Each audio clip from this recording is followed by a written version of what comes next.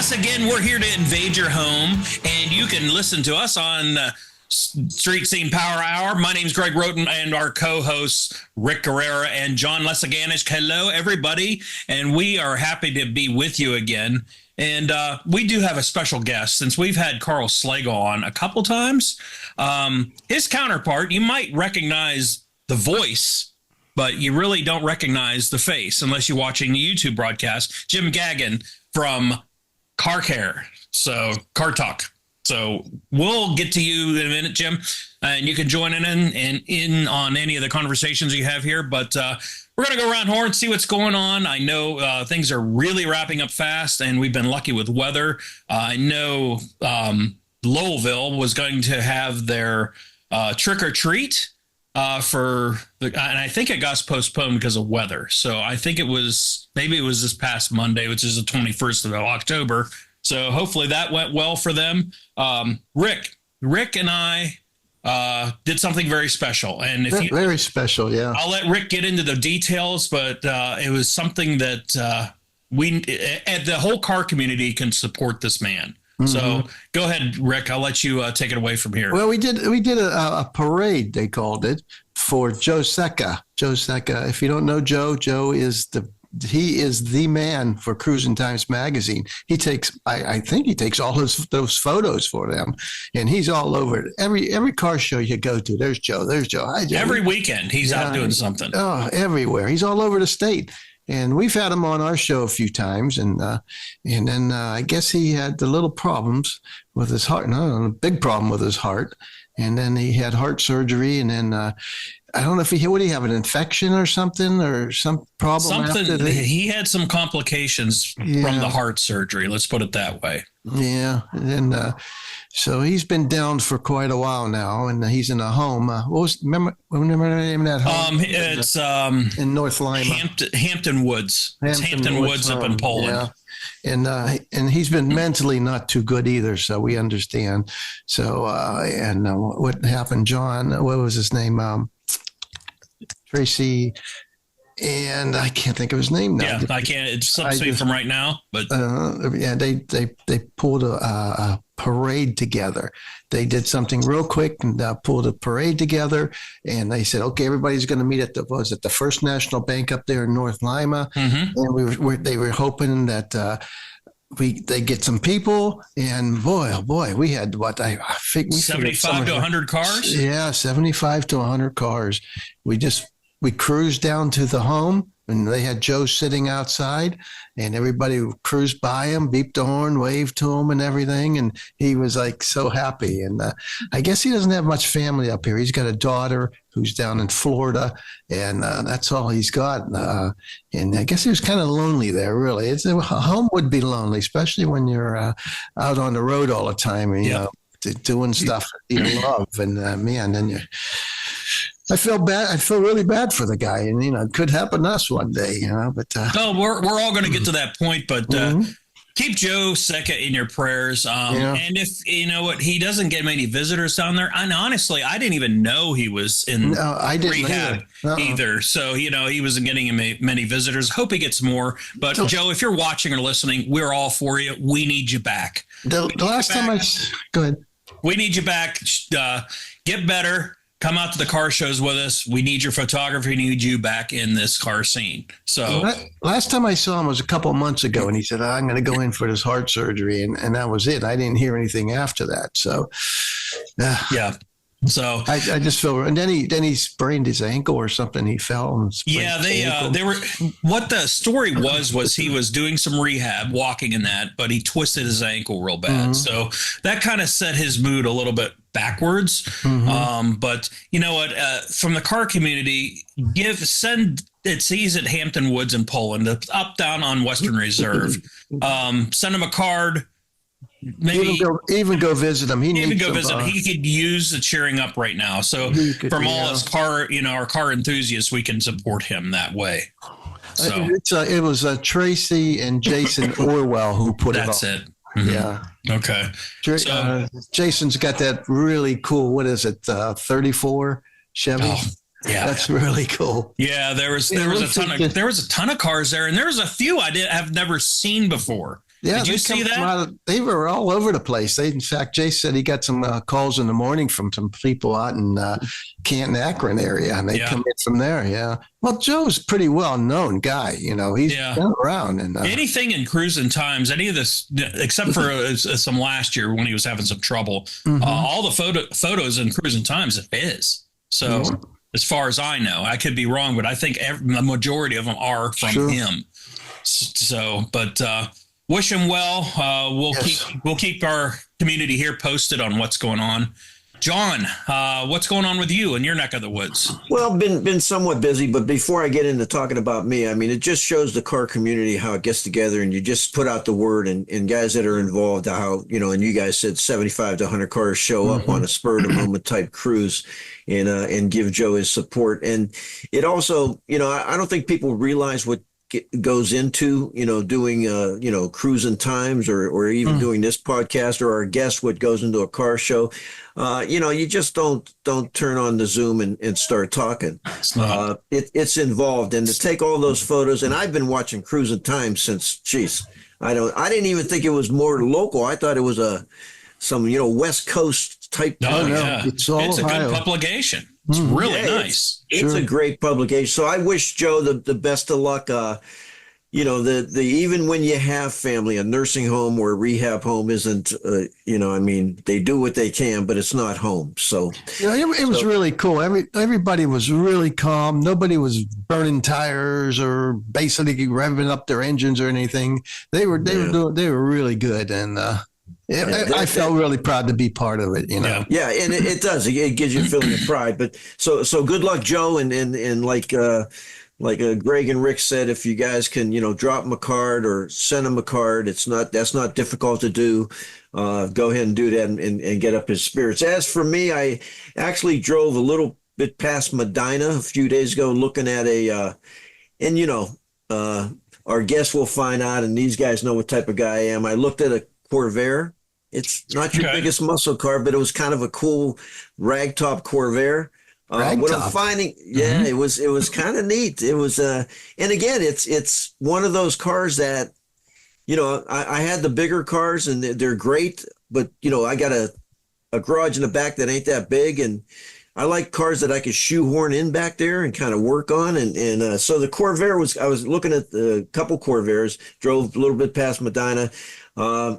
And to be honest with you, and I don't want to sound this, as you get up in age, my projects are reducing. I don't want a 5-year project. I understand that one. 5 years is pretty short now. I'm not jumping into a 5. And now, just 5 years ago, I looked at it and I said, I can do that. We can do that. Me and my son-in-law, my buddies. But this one was a good 6 to 7 year project. Ooh. So, kind of passed on that.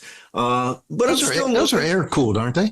Yeah, I'm an air cooled guy. I mean, they're kind of cool. They're just they're a Corvair. I don't know what else I could tell you. That's what they are. But so I looked at one of those. I emailed a couple guys on Facebook, a couple of those. Still looking for the cars, but in all honesty, as I mentioned before, clearing out the back shop of my son-in-law's shop, and we got so much stuff we gathered. I mean, just so much stuff that I got to clear out before I get another vehicle back there. Took the vet for a ride, cruising the vet a little bit, kind of these nice. Oh, it's been beautiful. Beautiful. Are we allowed to say Indian summer? Native American summer? I don't think it's offensive. And I don't care. I don't think it's Indian summer yet. Doesn't it have to snow first or something before? I think you have to get a frost first. A frost. Okay. Well, we had a frost. We did have a frost. So I enjoyed the Native American summer. Yep. Politically correct. Hell with that. Drove the vet a little bit, took the vet up to Lake Erie. And I'll tell you what, and I'm not, a lot of guys aren't vet guys, but I'm going to tell you what, when I jump in that, C4, it's a 95 C4, it's a blast to drive, man. You're sitting right down there. You're kind of shoehorned in there, and it has one of those radios that the faster you go, the louder it gets. Oh, yeah. Which is kind of cool. Now, did you get up to maximum volume then? So it was, look, I'm going to tell you, I get it. And it was bad when I had the HD Road King. And kids listening to this, don't do this, but I got a little bit of a lead foot. I'll be honest with you. If I'm on a bike or if I'm in the vet, I think they're made to go fast. That's what I think. What's fast to you? On the vet? Yeah. It's right above that 9.0. I was going to say, is it a triple digit number? Yeah. Because it's fast. Fastest to different people, you know. Yeah. Well, it's above the 9. I got to make sure I can argue it when I get pulled over. Rick's like 70, you know. No, I'm about my Beamer 80. It runs good at 80. Yeah. See, you got to get up there. Do you remember, quick, do you remember when all of us were younger and the speed limit's 55 and you were going 75 in those cars and you felt like you were going to just fly off the ground and fly away and things are going to fall apart. Now these cars, you're going 80, 85, 90. It's like, no, this is nothing. It's just cruising. Yeah. Go ahead, John. Well, I set the speed on 79. Yeah, when I'm on I the know. freeway. I mean, that's my set cruising speed. But so anyway, so that's what I've been doing. And, wintertime coming, it gets dark at 5 o'clock. You're ready for bed. I hate it. You just can't get motivated. But been watching some Barrett and some of the other auctions out there. And I'll be honest with you, if you watch the beginning stages of those auctions, whether it's Meekum or what Barrett, channel was it Barrett Jackson on? I don't know. I think it's on Mauve. I think it's on Mauve TV. I'm not sure. That's why I can't get it. Yeah, Meekum's always on Motor Trend. Motor Trend. I can get Meekum all the time. Yeah. Well, Rick, if you want, I'll come to your house and get up on the roof and tilt that antenna until you get it. Sure. You go right ahead. Bring a bottle of bourbon and we'll sit and watch. How's it coming in? And you just yell at me. All right, but anyway, that's enough for me right now. That's what I've been doing. Well, you know what, Rick, you grabbed our guest. I'm going to let you introduce our guest for this podcast, which is going to be very informative and fun. So let's go. All right, Jim. Okay, we usually have Carl Schlegel on here. We've had Carl on 4 times, but we told him if he's on again, we'll have to give him a jacket. I think we're just too cheap to give him a jacket. I have a jacket. You have a jacket? I have a green jacket. But we're not going to have him on right now. If you give him a jacket, it has to be camouflage. Yeah. Right? Exactly. Yes. Oh, yes. But we like to have a mechanic on, like in the spring and in the fall, just to tell people what's going on and what they should look forward to, what they should do with their cars. From Car Care, we got Jim how you say it, Jim? Jim Gahagan. Gahagan, that's it, Gahagan. Jim Gahagan from WKBN's Car Care. Let me show you their logo back here. There it is. Radio 57 WKBN's Car Care. And how long have you been doing this now, Jim? Well, the Car Care itself has been on the air for 39 years. I've been with them probably about 34. I came on board about 5 years after Car Care started. It was like in a pilot stage, and I remember Rich Morgan used to run the board, and then Carl would just sit there and answer phones, and then eventually Carl learned how to run the board. And when I was at Stackhouse, I was the service manager at Stackhouse. I mean, I started out as a technician. Well, actually, I started out as a lube guy, if you could believe that or not. Lube guy? Yeah. In 1974, I was making $2 an hour. I was 3 years old. Anyhow, I was able to convince the service manager back then, by a guy by the name of Gene Ellis, that I wanted to make a career out of being an auto mechanic. And so I was fortunate enough to go to General Motors Training Center for 6 weeks of extensive training from front to the back. And then I eventually became a technician. I was a technician probably for about 12 years. And then I had an opportunity to move up into the service manager slot. And that's when Carl and I met. And we've been inseparable since. I mean, when I describe, or if one of you guys describe what your best friend looks like, sounds like, Carl Schlegel is my best friend when I say that. You guys clicked then, huh? Yep. I've never had an argument with Carl Schlegel. I've been married for 20 years. I argue with my wife every other week. Is she listening? You don't live with Carl, though. She's in the other room. But Carl Schlegel and Jim Gahagan have never had an argument. When you talk about chemistry, He's the best. He's got a golden voice for radio.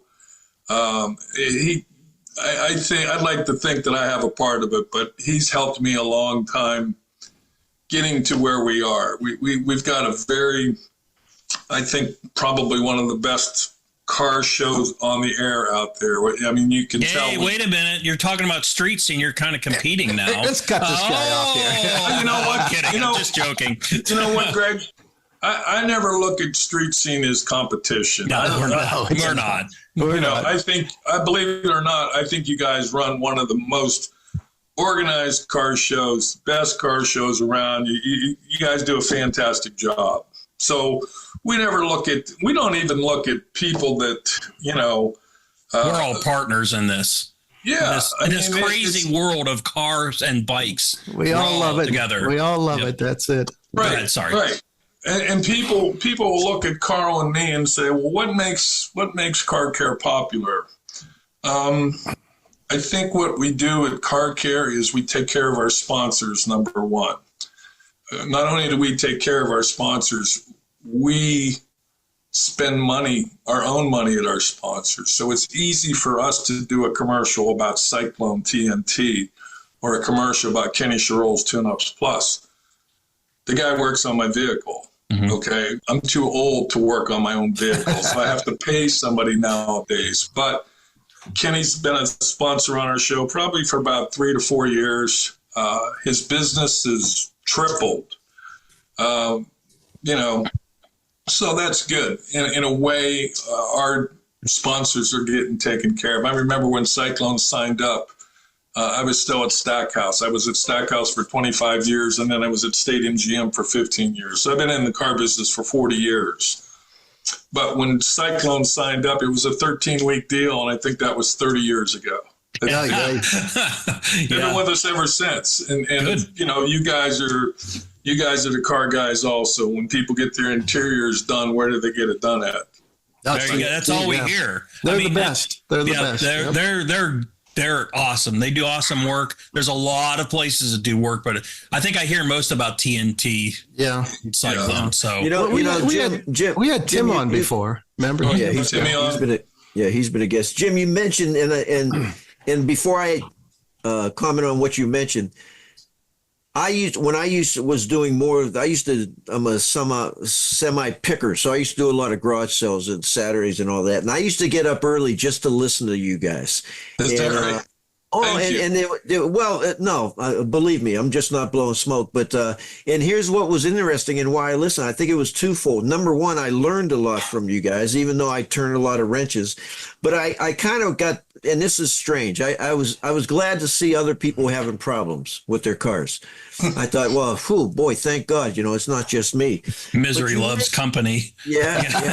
But you mentioned a lot of something. people have problems. Yeah. Mm-hmm. Well, you mentioned something, and you mentioned it. You mention it often on your shows, and you just mentioned it now.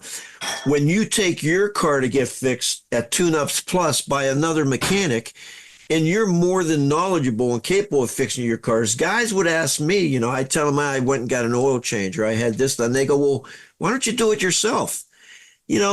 Sometimes it's so much easier to pour that cup of coffee and wait in that room. Yes. While somebody's doing that work. The older you get, the more it's like that. I'm going to tell you, and I love working on cars that I don't need to drive the next day. God, that's so true. That's the key. Mm-hmm. If I got to work on my car that's my daily driver or somebody else's car, hey, can you have that done in a couple of days?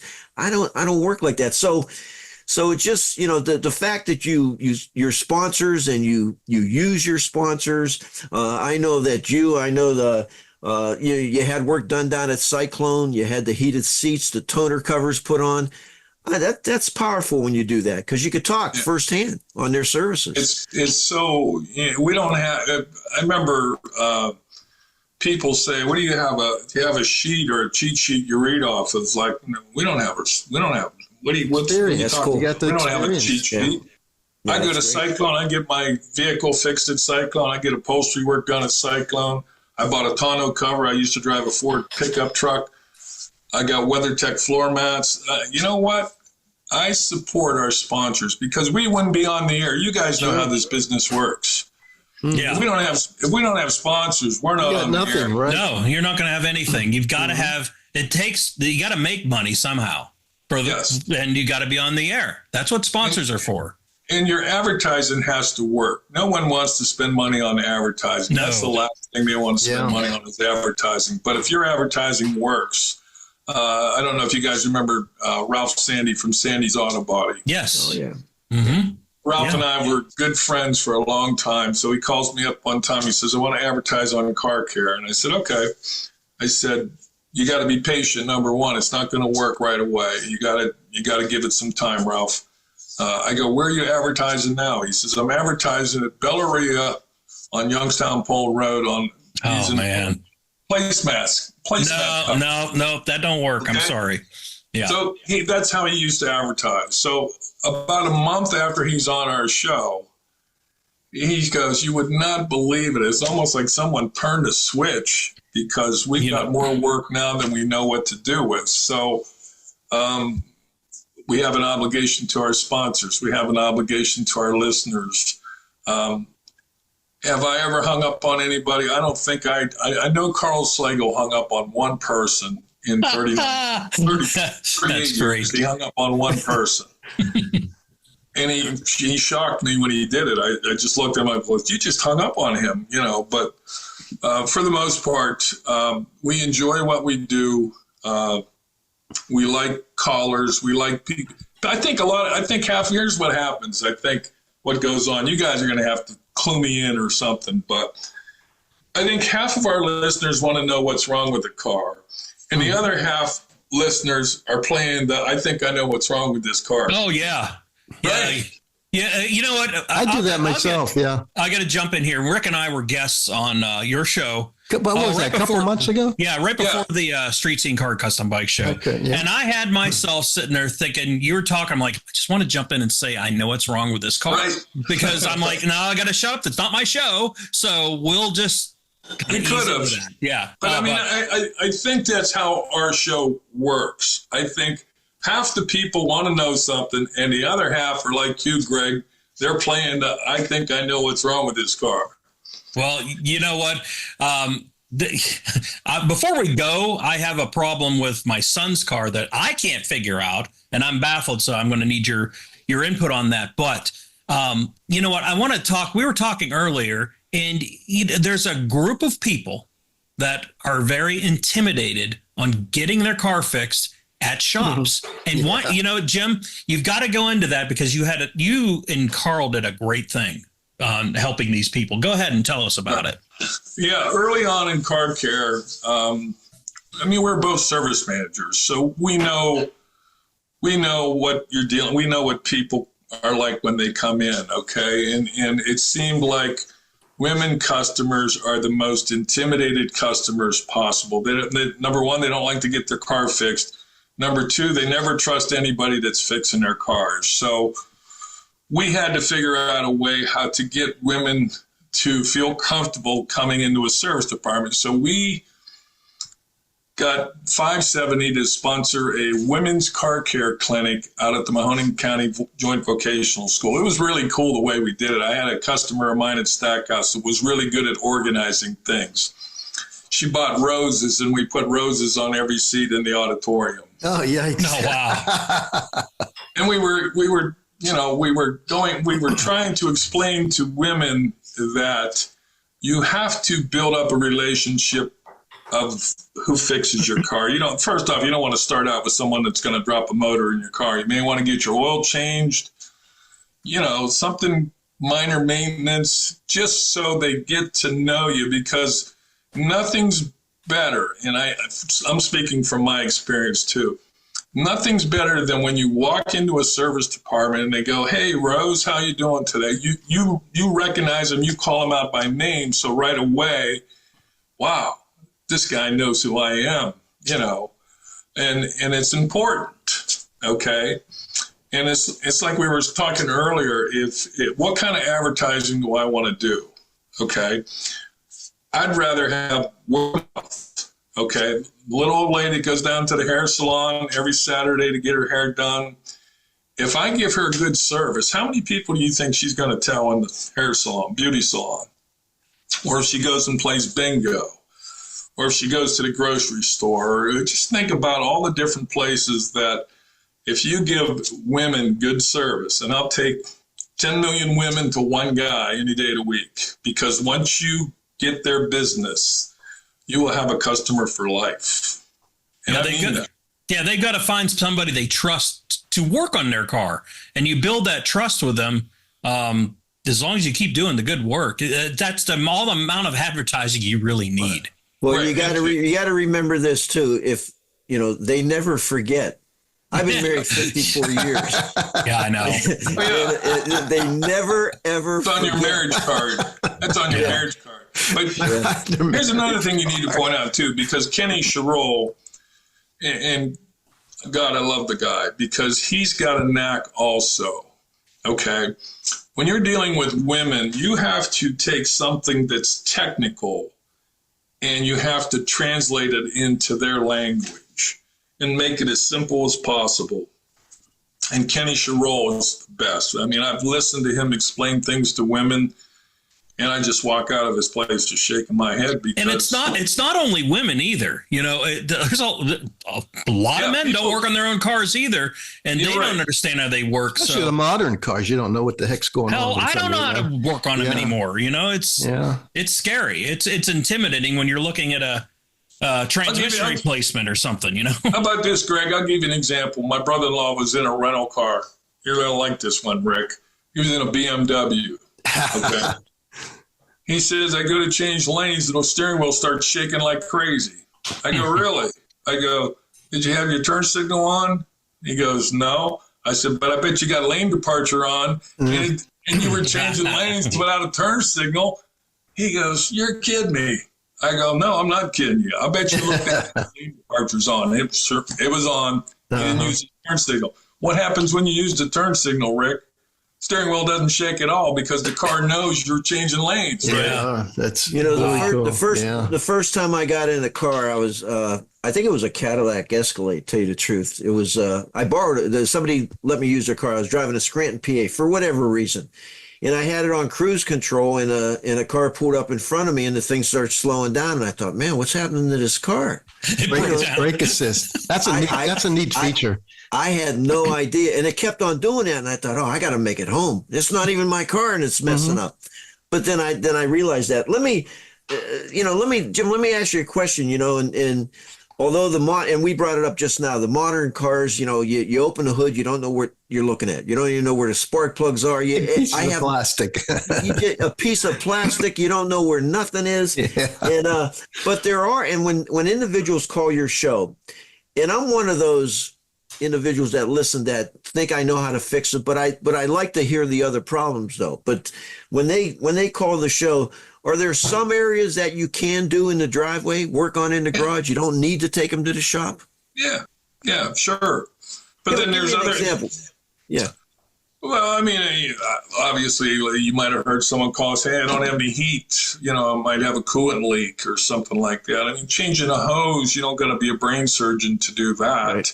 Right. But if you've got electrical issue, now you might need a brain surgeon. Or a lot of times you might have heard us say, you're probably going to need to get that looked at. Airbags. We try to tell people. Oh, God, yeah.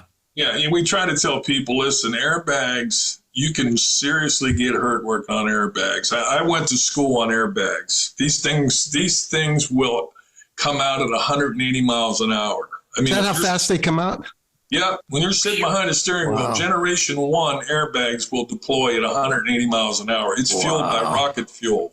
Oh, God. Wow. You can't even see it. You can't even see it with the naked eye. That's how fast it comes out. Have you ever watched the reels on like Facebook and that where they put them in a chair and they blow the guy? I'm sorry. Those are funny.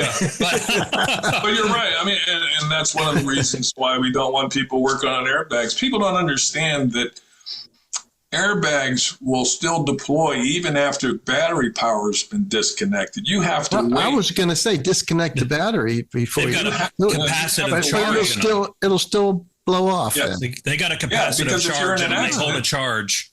Right. If you're in an accident and it tears the battery cables off, Oh, you I still didn't have to realize have that one. That's good to know. Yeah. You still have to have enough energy to deploy the airbags. I mean, it's cars are expensive nowadays, but they've got a lot of cool features on them that people don't understand, like anti-lock brakes.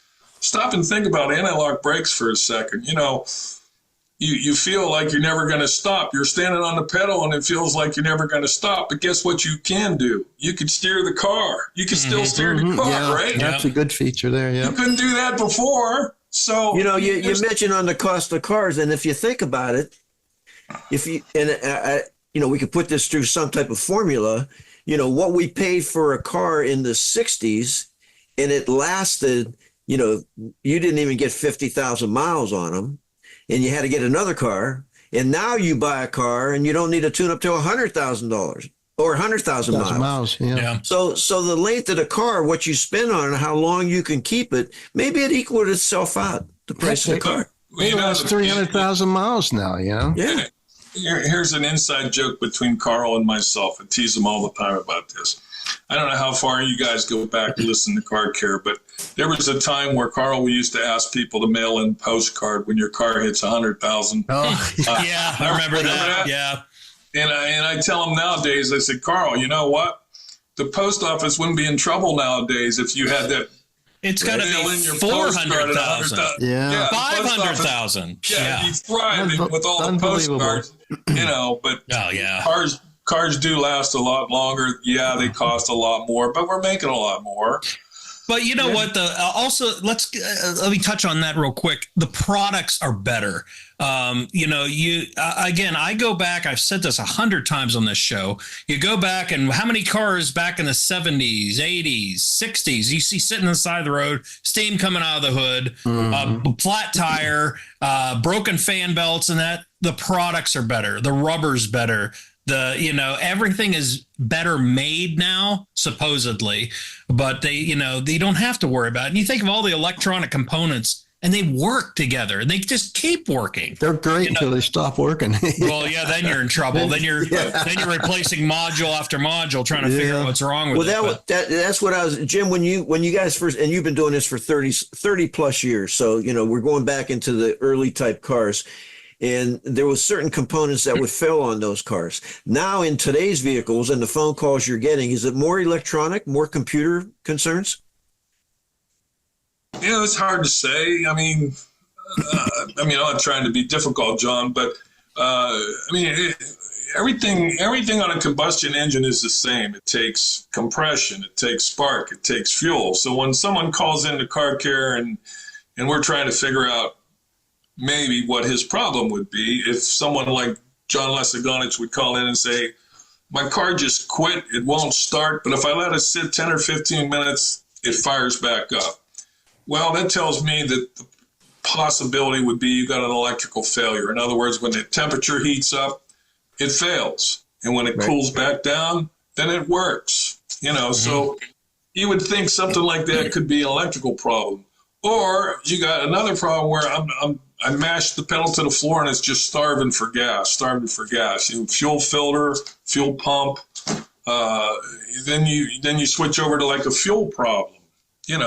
Pressure regulator or something like that. Yeah. Now, if you listen to modern Car Care with Jim Gahagan, I shouldn't say modern, but not the old school. One thing that really drives me crazy is when someone would call our show and the first question out of our mouth is your check engine light on? And then there's like a long hesitation, and then you go, never mind, it's on. It's been on for a year. Yeah.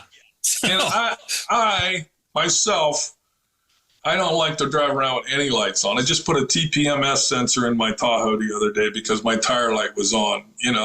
That drives me crazy too. You would hate morning lights drive me crazy. I think everybody should be like that. I think if a check engine light's on, you need to get it looked at.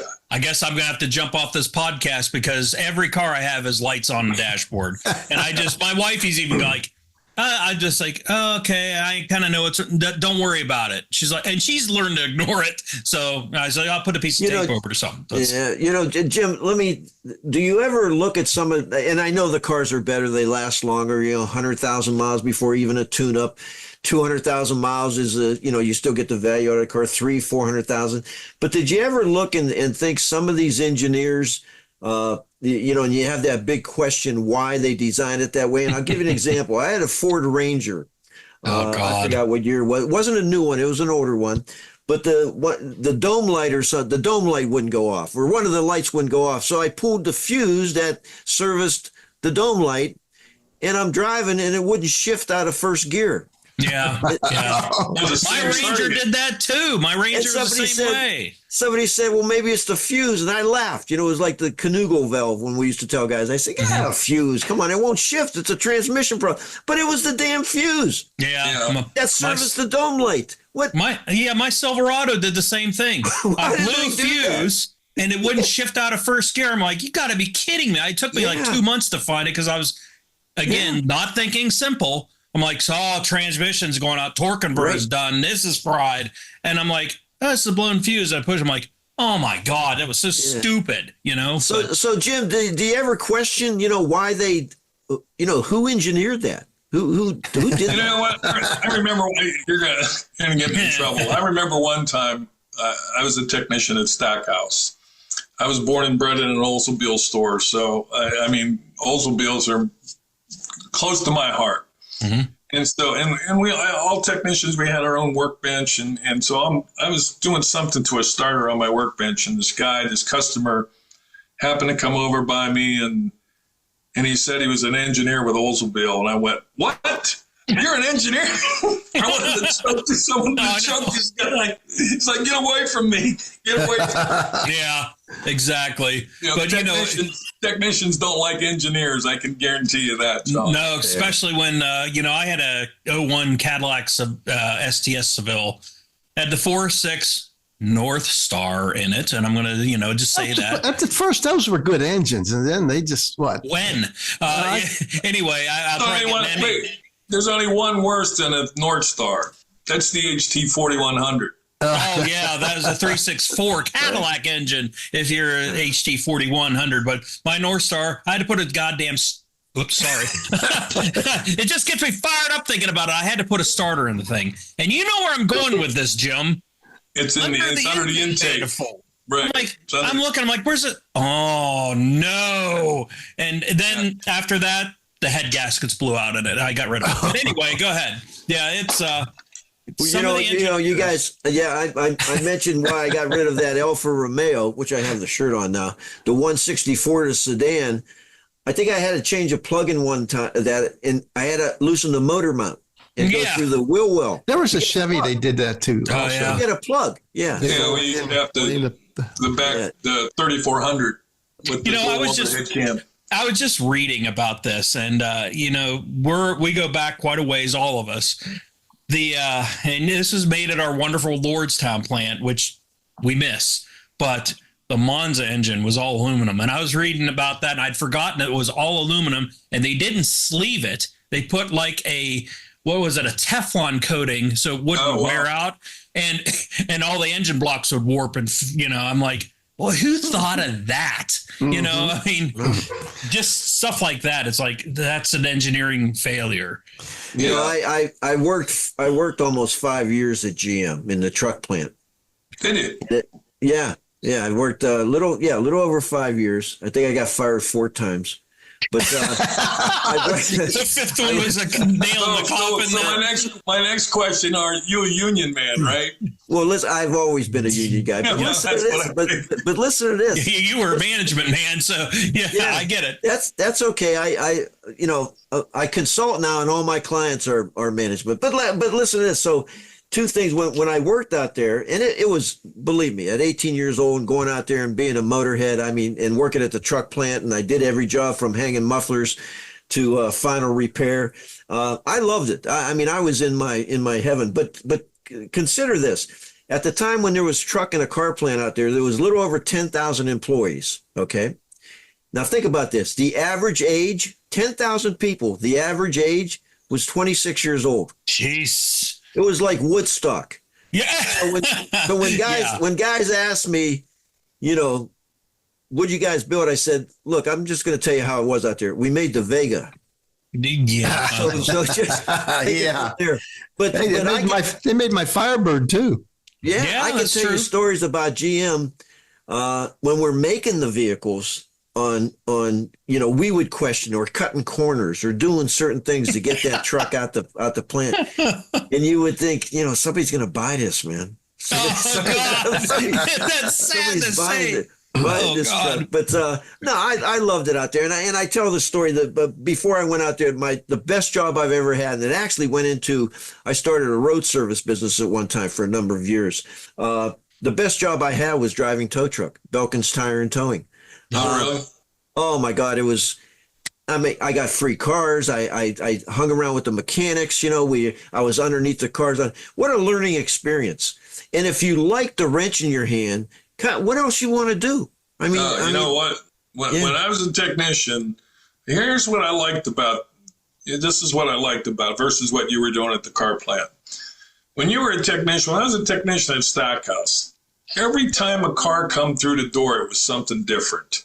You weren't doing the same thing 80 times an hour. No, man. Yeah. And it was almost like a challenge to fix a car, electrical problems. I used to tell people all the time, if you know how something works, okay, like an electrical problem, by the time you trace it down, fixing it's the easiest part. The hard part's splitting the wires and tracing it down and things like that. Mm-hmm. But Jim, on this show, I'm known as, compared to my two hosts here, superiors. Yeah. These guys have been doing it longer than me, but 16 years. Yeah, I'm known somewhat as the flipper. I go through 10 cars a year, classic cars. And the reason why is what you just said. I like the fact of getting a different model, a different car, different drivetrain. I find out what I can, the history of them, how many were made. Every engine is a little bit different, from the Volkswagen to maybe, I just sold a 52 Ford that had the first Y block in it, and you start the 6 volts, the 12 volts. That's what I get a kick out of the old cars. I like learning all about them, working on them. I screw up a lot of cars, believe me.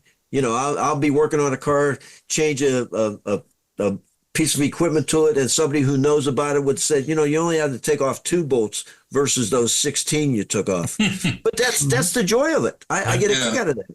When you become a technician, you learn all the shortcuts. Yeah. And then what happens is someone gets charged 2 hours labor and you had it done in an hour, and they go, wait a minute, you charged me 2 hours. It's they go by the books. That's why. You're paying for this. Yeah. You're paying for the experience. You're paying for the experience. That's why I got it done so quick, because I've done it before, and it will be done right because I've done it before.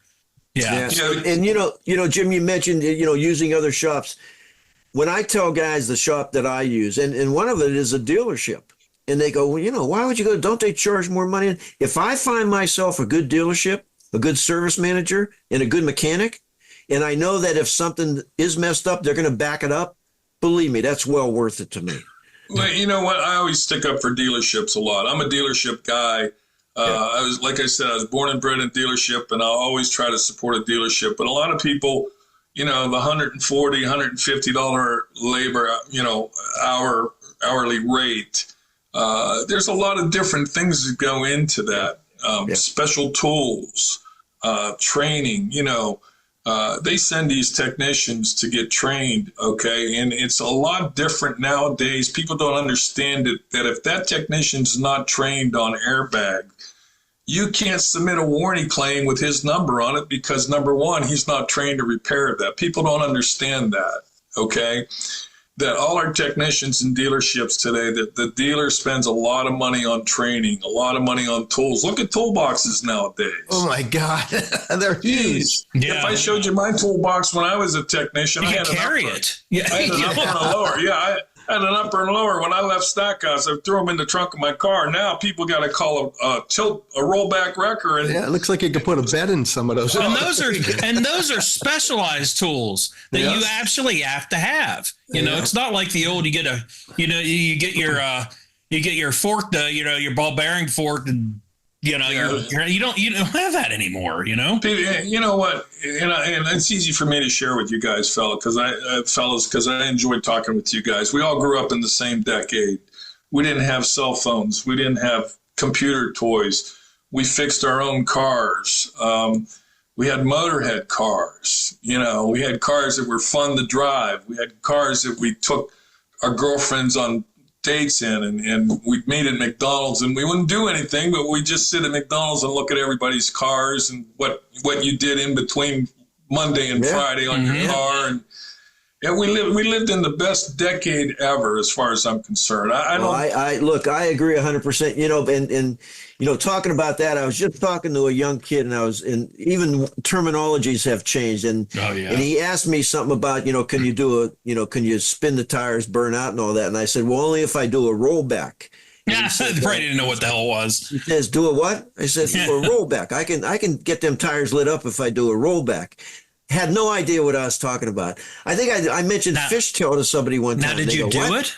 Did you do the burnout? Oh, it was on my F-150. Okay, there you go. You got to show them those boss. And you blew out the motor mounts.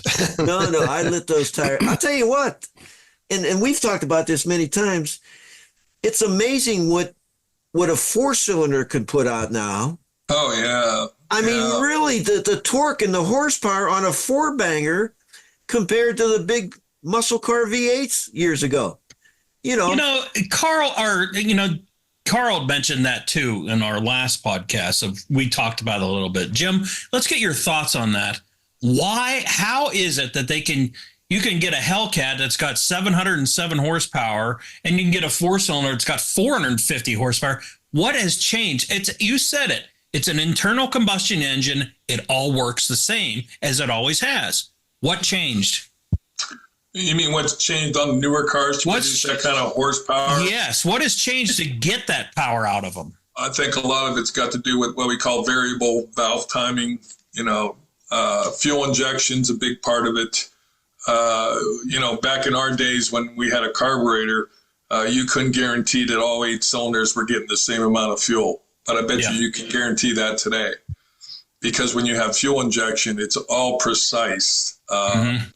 And really, to be honest with you, the compression ratios are even lower today than when we used to run cars with, 10.5 to 1, 12 to 1. Yeah. And then they put turbos on them. And there's a lot of different things that produce power, superchargers, turbochargers. But just even naturally aspirated cars of the power they can come out. But again, multi-spark, you've got multi-port injection. I'm not a fan of this as direct injection. I don't like it, but that's my personal opinion. It's amazing what they can do now. But I think when you look at a four-cylinder, the size of it, you work on a bench and you put it next to the old big muscle car V8s, it's still amazing that you're getting more torque and horsepower out of that little four-banger with all the space that big V8 provided, but and I think, Jim, you explained it perfectly in reference to every component in there, the valves working, the fuel being distributed and introduced to the cylinder heads. And I think there's been a lot of changes to the drivetrain also, right? The transmissions, the rear ends, how that's being transferred back. So it come a long way, but if you had a four-banger when I was growing up, I don't even know if you're looking at 60, 70 horsepower, 80, right. You wouldn't even drive it. No, Rick, you've got a ton of questions. I want to get to you. Yes, Go ahead, Rick. Okay, if you just joined the show, we got Jim Gahagan on here from WKBN's Car Care. He's been doing it with Carl Schlegel now for many, many decades. Saturday mornings from 8 to 10. Saturday mornings, 8 to 10, right? On Radio 57 AM. Hey, Jim, a lot of people listen to the show, and we'd like to have you guys on like twice a year, fall and the spring. But tell us some tips for the winter months. Okay, when you're coming into the winter months, what should you do to your car right now, just to get a prep for the winter? You know what, Rick, to be quite honest about, you'll never hear anybody that's called our show that has changed any type of fluid, whether it's transmission fluid, rear end grease, coolant. I never despise anybody that changes fluid. So, you know what? If you want to get your car ready for winter, you should change your coolant. Test your coolant first. It should be good for 40 below.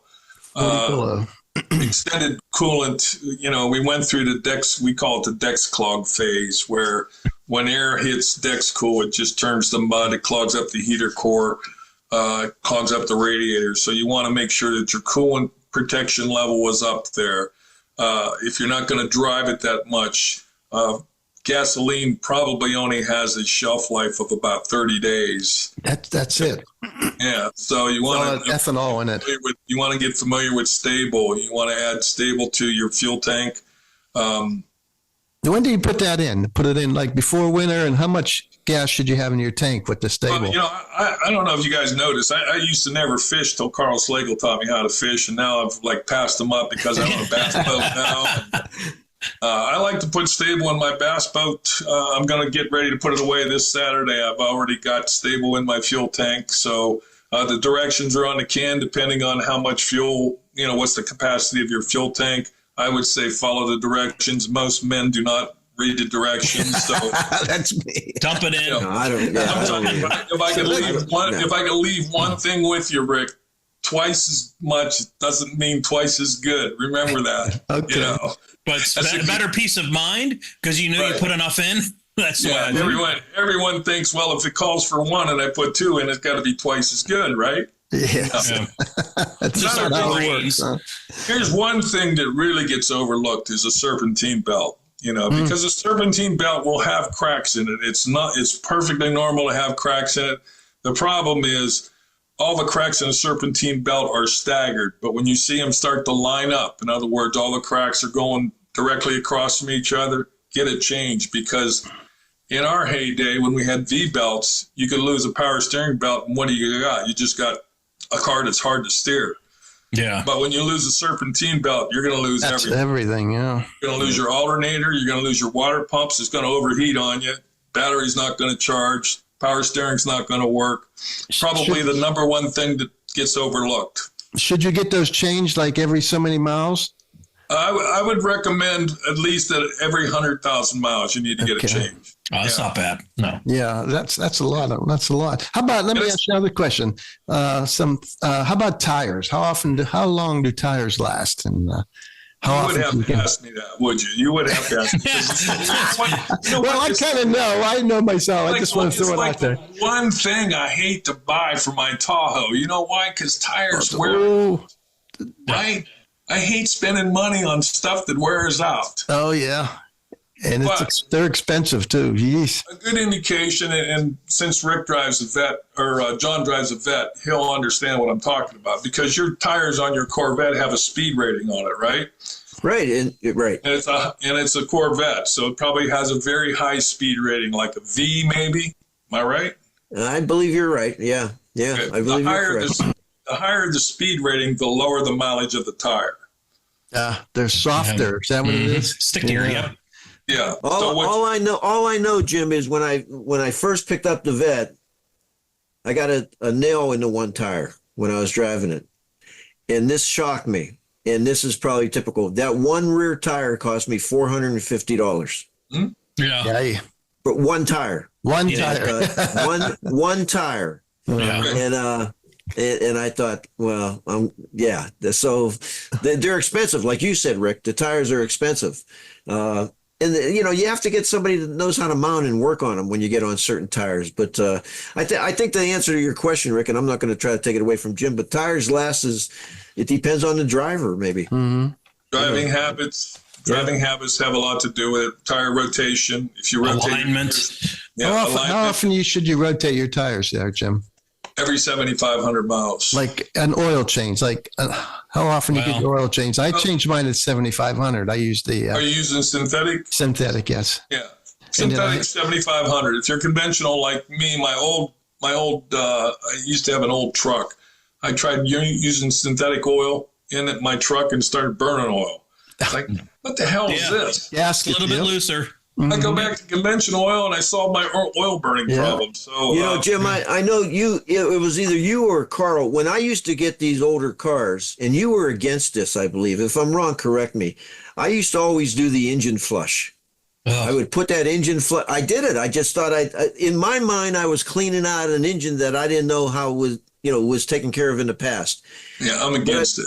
Well, then the only reason I say that, John, is highly volatile. It cleans a lot of stuff. Yeah. It cleans a lot of stuff you probably don't want it to clean out if they've got a lot of mileage on it. It'll wipe the film off the bearings, like your rod bearings and your Teflon film on there. Yep. Yeah, there's a film on there. And this, we'll say Rizlone, is so powerful that it will take that film off. You got to be careful with it. You got to follow the directions. But yeah. I can recall. I thought I was doing something good and cleaning out the engine, and I think I called you guys, or I heard you. I've seen a couple motors blow up from in the shop when I was turning wrenches when we run Rizlone. I remember we had an engine knocking one time, so we decided to have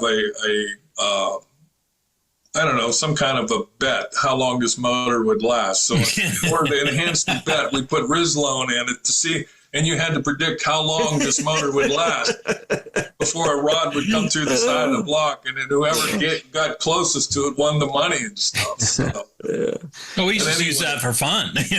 We didn't even bet on that. Hey, Jim, how about cabin filters? How often should you change the cabin filters? All modern cars have them on. Well, when you go into a quick lube place, they can tell you need a cabin filter before you even roll your window down. Right? They have their example. Sure. Here's your filter. It doesn't look like mine. Right. Oh, well, this is just an example. I'm probably the last guy you want to talk to about a cabin filter. I know Carl recommends it once a year. I don't even know if I ever put one in my Tahoe yet. That's the way most people are. I pulled all mine. Those get all clogged up. You can't, the air stops flowing in there, right? Yeah. I pulled mine out. I don't even have mine in my cars anymore because I can't stand them. I'm like, I go outside and I get enough dust in my nose. I don't need it in my car. I don't care. I don't even know where mine is in my car. Right. Go to a quick lube place. I'll tell you. They'll find it for you. They'll find it for you. Okay, Jim. That's another thing I'm really not crazy about. I don't know, like you guys listen to Car Care. I hate people that throw parts at cars to try to fix it. For some reason, that was never my style when I was a technician. If you diagnose something properly, then you'll be able to figure out what part's bad. But we get people that call our show and say, I did this. And then I look at Carl and I go, tell me what you didn't do. Yeah. Why didn't put a module? That's what it is. Yeah, the last thing you didn't do. Yeah, the last thing you didn't do. But I'm not one of those guys that like to throw parts at cars because it's just not the right way to fix things. So, Hey, Jim, how about the windshield wipers? How often should you change windshield wipers? Is there such a thing as winter wipers anymore? And before there was. There's a thing called winter wipers, and it covers the whole blade. So you don't, the springtime wipers don't have anything covering that blade. So, but if you've ever been in an ice storm where ice starts piling up on your summer wiper blades, you'll go buy winter wiper blades. So, Rick, on your question on blades, so I recently had my windshield replaced by a well-known. We all know they come to your house and replace them, and they did a great job. But I says, I think I'd like to get some more blades on there. So they brought the blades. You know what a pair of blades cost me? Shouldn't have did They're that. Disgusting. They're $70. Whoa. Yeah. I was going to say that much. But even if you go to the auto parts store, they're like $20 a piece now. Yeah. Remember, it was $1.99. Yeah. You're aging yourself. I know. But you know what? They haven't changed like that. Mm-hmm. I mean, that's highway robbery anymore. I go to Ollie's, and their Simonized ones are like $3.99 a piece. Jim, thanks for coming on. We're definitely going to have you back. Thank you. But for Rick Guerrero, John Lesaganich. My name's Greg Roten, and we will see you down the road.